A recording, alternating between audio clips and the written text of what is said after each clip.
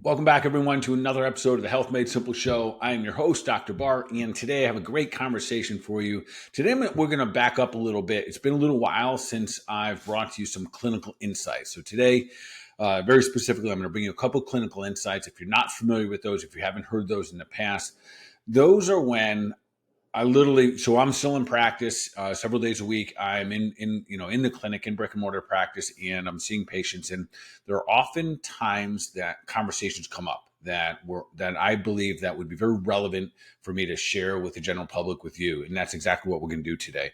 So the two cases that I'm going to share with you today, the two clinical insights, they both happen to be females, but I promise you these are applicable to both men and women. And again, as you're listening to these, you'll hear why this is important for many of us to hear. And so I'm going to walk you through the case. Obviously, I'm going to leave out names and make sure, too, that as you listen to this, I'm not using this to give you particularly any medical advice. I can't do that. So in the event that I don't say it as we go here, just recognize that it's not my intention to give you medical advice on this podcast, rather just information for you to digest and to utilize and think about to figure out how to make yourself level up and how to become the best version of you. All right, so keep doing the thing, keep sharing it out. Appreciate that you're here, and let's dive in a little bit. All right, so first clinical insight I want to share with you, our first case, we'll call it 68-year-old female who came in, and this particular person, I've seen her on and off over the years, and she came in this time in kind of in an acute injury situation, or just after, about a week after she hurt her back lifting luggage. She was on a trip lifting luggage when she got home and hurt her back. And she came in obviously with some back pain, and we had a pretty good conversation. This is where it gets interesting. So she did all that, told me the story of how she lifted a particular way and how her back hurts, and some of that's actually radiating down into her leg, which usually indicates that there's some sciatic nerve involvement here, and that can be very uncomfortable. So anyways, and it's not uncommon, what I'm about to say is a question that I would ask. So I asked her, well, what did you learn from this? And it kind of backfired on me. Let me explain that. So usually, when I ask a question like that, people will think, well, what can I gain from this? What lesson did I learn, and how do I overcome this next time? And when I asked the question in this particular situation, I said, well, what did you learn from this? The lady said to me that she learned that she's not going to lift heavy objects anymore. And the reason I say that backfired is that's the last thing in the world that I want her to be thinking about, of not doing hard things or not having the capacity or the ability to lift heavy objects. And when I talk about heavy objects, let's be clear a couple of things. I'm not saying that she needs to be able to lift, a 300-pound wheelbarrow full of rock. I'm talking about fundamental everyday stuff like luggage. And yes, folks, luggage is a fundamental thing that all of us should be able to lug around our own luggage. And in this scenario, the last thing in the world I wanted to think that she can't do that. So she travels, for a fair amount throughout the course of the year. That's one of the things she loves to do. And the last thing I want her to do is start to avoid an action that is part of a daily lifestyle for her. So we had to reverse engineer this conversation a little bit. I said, oh, interesting. I didn't see that one coming. And rather I said, that's really not my thought for you. My thought was rather, what's it going to take for you to get stronger this year so you can feel comfortable and not have concerns about travel and lifting your own luggage? So let me break this down a little bit and talk about the things that we talked about in that conversation. First, I explained a little bit to her about the reason that most people think they have to stop lifting heavy objects is because when we go to lift an object that is heavy, when we lift it, just walk with me here for a second. Now, we have to go through different ranges of motion. So there's a certain amount of strength I might need when I bend over and an object is on the ground. And when I lift that past my knees, there's a different range of motion, different muscle involvement, and up to my waist. And maybe I'm trying to take this particular object and put it over my head. In all of those areas, I'm going to be recruiting and using different muscles. And if I have a limitation anywhere along that kinetic chain, if certain muscles are too tight, if they're not moving that well, if I've lost range of motion, that's when we have breakdown, folks. We think it's because a certain muscle gave out, but it's usually because the kinetic chain, the ability for these muscles, your body parts, to move through ranges of motion is when we become most vulnerable for injury. In layman's sense, the simplest way I can say this, if you lose range of motion, if you lose your flexibility, you are more than likely going to get injured easier and easier. This is exactly the situation that took place in this lady, that her ability to bend over and have strength at the end of the range of motion was not there. So she tried to lift an object that should be very easy for her to handle, but because she didn't have the range of motion to do it, her body broke down. So the conversation began with, okay, it looks like we have to increase range of motion this year. Well, how are we going to do that? Things like yoga, things like stretching, calisthenics, fundamental exercising every single day. And a little note here, because this came up in this conversation. I'll say it to you guys, I've heard it, I've said it before, and I want you to hear this 1,000 times. Whatever you did last year is not enough this year. And especially as we age. If you're no longer 20 years old, trust me when I say this, you have to do more now than you ever have. And if you accept that fully and accept the fact that, yeah, we may have some hard days ahead of us because we have to consistently work at our health, that's truth. Anyone telling you anything otherwise, that it doesn't have to be that hard or stop lifting heavy objects, you don't have to work that hard in the gym, anyone telling you that isn't telling you how to become the best version of yourself. So what are some of the other things that we did that were kind of supportive and helped her along the way here? A couple of things. One, I really encourage you to put the proper nutrients in her body. No doubt about it. What you put into your body, you become part of. So if you put really good things in, you become a better human being. If you put really bad things, sugar and inflammatory foods and alcohol, you're going to be vulnerable. And everything does matter.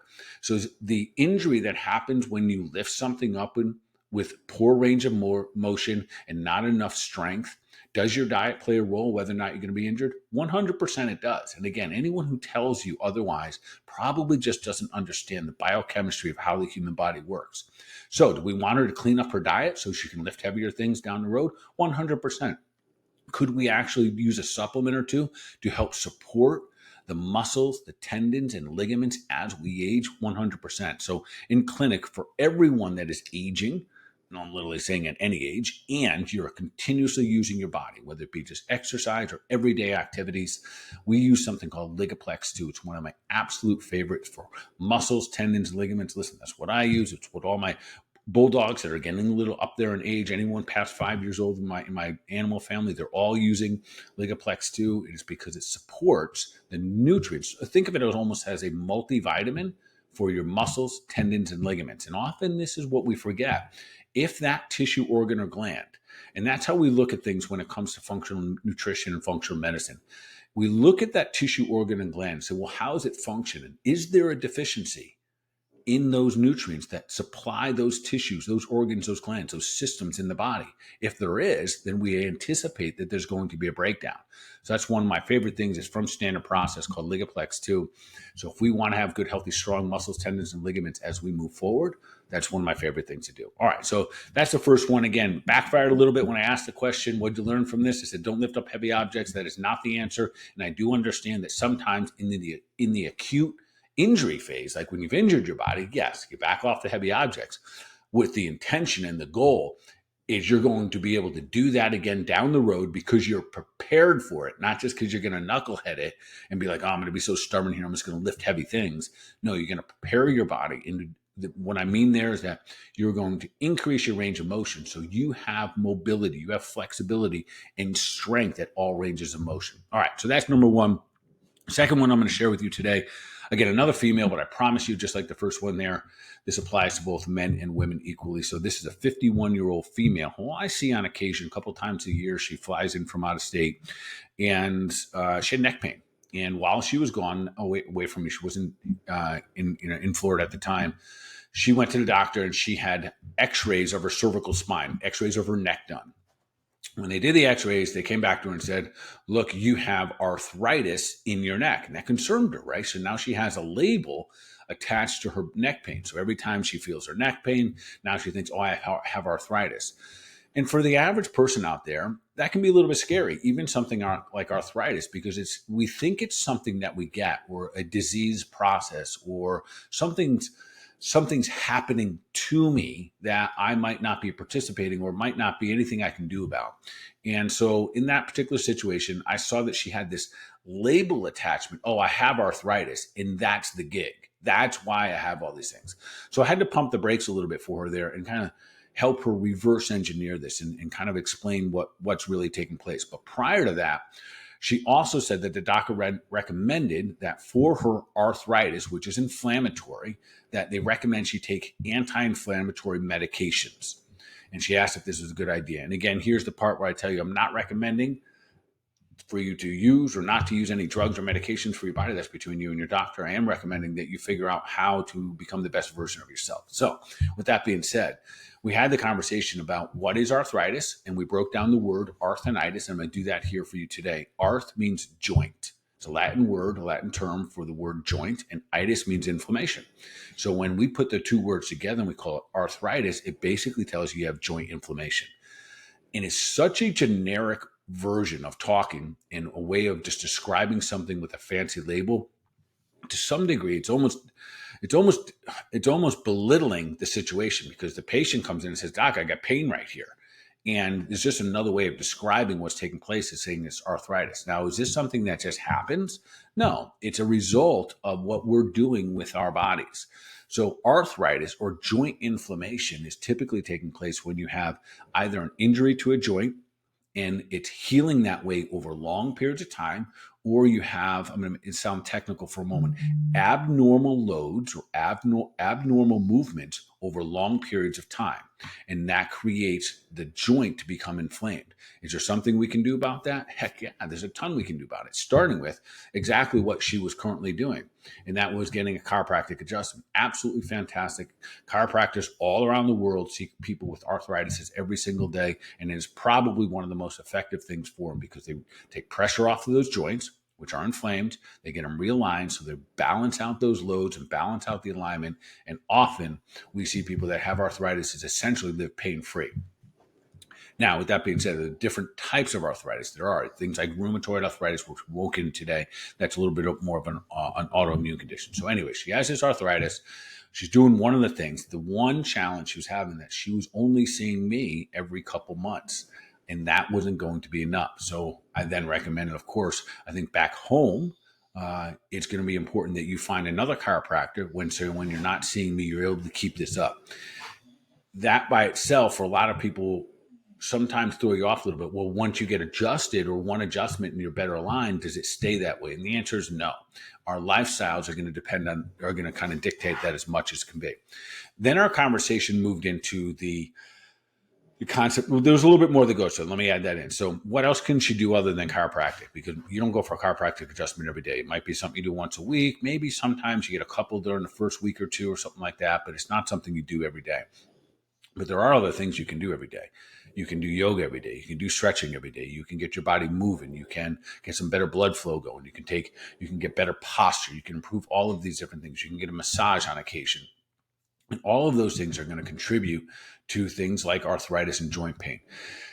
In some of my other podcasts, you've heard me talk about, I have an entire podcast dedicated to just different types of arthritis. And I will tell you that your diet will play a significant role in how much joint pain you have if you have arthritis. So in January, which we have coming up. In January, we have our January 2nd, we have our annual cleanse coming up. And one of the most fascinating things that happens in our cleanse is that, of course, people are going to lose weight and feel better. But one of the most significant things that people comment on or kind of applauding for themselves is that how much better their joints feel when they cleanse themselves out, when they clean up their diet. So why is that? Because most of the foods, like the sugar and the gluten and the pastas and the muffins and all the processed foods, they're pro-inflammatory.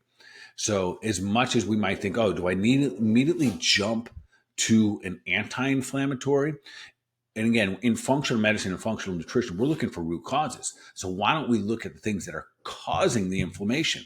And those are abnormal alignments in this situation, combined with poor diet, pro-inflammatory food. Now, if we improve both of those, the human, her or she, is going to start to feel a lot better. So obviously, we're going to take care of the adjustments in the office. And then I made some recommendations. And these were kind of important when it came to inflammation and what supplements or herbs can we use to help facilitate the inflammatory process. And again, the key here is the word facilitation. We are not trying to tell the body to stop producing it. I know this goes against kind of traditional thought that inflammation is actually part of your immune response to a situation. So we want there to be proper communication between your body and your brain. We don't want to block out the signal that's calling for information. It doesn't make a lot of common sense for us to do that. But we would like to facilitate the inflammatory process so it's not too much or too little. And there's two phenomenal things that we can do for that. So any type of omega-3, your fish oils. My favorite in this situation, we recommended cod liver oil. I love it because it has a little natural vitamin A and vitamin D that are kind of naturally occurring there. But there's a great product for omega-3s. Fish oils, omega-3s, are naturally helping facilitate the inflammatory process. So they help your body take the inflammatory materials, get them out, and clear the way to get nutrients into those joints that might be compromised. Another way to go about this, but essentially a different pathway, but same end result, is I use something called Turmeric Forte. It's a very specific type of turmeric that's bound to something called fenugreek. This gives us the greatest opportunity to get to the joint and into the tissues that are inflamed. So there's a lot of other good turmerics out there, but this, hands down, research has shown that this is going to get to the area of discomfort or that is inflamed better than anything else out there. So we use the turmeric and I bind that or combine that with a good omega-3. And I just happen to use cod liver oil. There's a lot of good ones out there. I just happen to use cod liver oil is probably the most common. The two of those together for anyone that's experienced, especially arthritis, joint pain, chronic aches and pains in their body, bare minimum, those two things, so your body is able to facilitate your inflammatory process even better. Of course, we have to clean up the diet. There's times that I literally want to yell, scream, and holler when someone comes in and they're on anti-inflammatories, they're on drugs that interfere with the communication between the mind and the body, and simultaneously, their doctor hasn't altered or suggested any dietary recommendations. Unfortunately, that just means they're going to downregulate the communication of the mind and the body while simultaneously allowing the root cause to continue on. Poor diet, poor mechanics, etc. So there's always a time and a place that we have to be the leaders of our own health and take these things back into our hands. So it is our responsibility to make sure that we are looking for the right answers to help our body become a higher functioning, better human being. So, and again, in that third case there, the second case, a great protocol for if you have like neck pain or arthritis or joint pain will be the cod liver oil, turmeric forte, and the Ligaplex too. All right, so those are a couple clinical insights. I want to share those with you. It's been a little while since the last time we've shared some clinical insights. Again, hopefully you enjoyed another episode of the Health Made Simple show. Hopefully these, sit in a certain way that help you make some decisions down the road, that you will be willing to look at the root cause and not always look at the symptom as a thing that must be eliminated first and foremost. I do get it that we all want to be comfortable, but getting back to some of the root causes, asking yourself the good questions and seeing how that you become better, stronger, beyond just eliminating that symptom. All right, keep doing your thing, keep sharing it out, keep spreading love. We'll see you in the next episode.